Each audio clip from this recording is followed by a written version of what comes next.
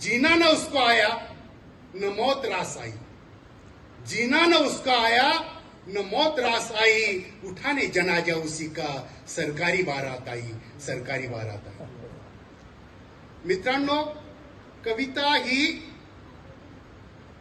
जाणीवेतून निर्माण होत असते। साहित्य ह्या समाजाचा आरसा असतो।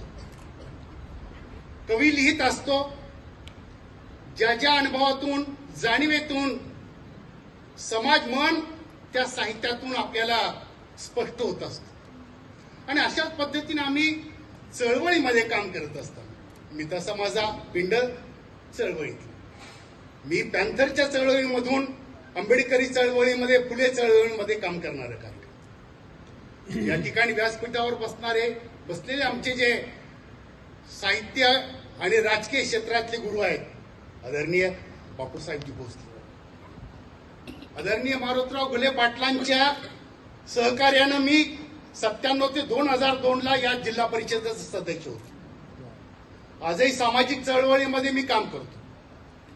पण ज्यावेळेस काम करत असताना ज्या ज्या गोष्टी मला जाणवल्या की स्त्रियांचं दुःख असेल किंवा कष्टकऱ्यांचं दुःख असेल,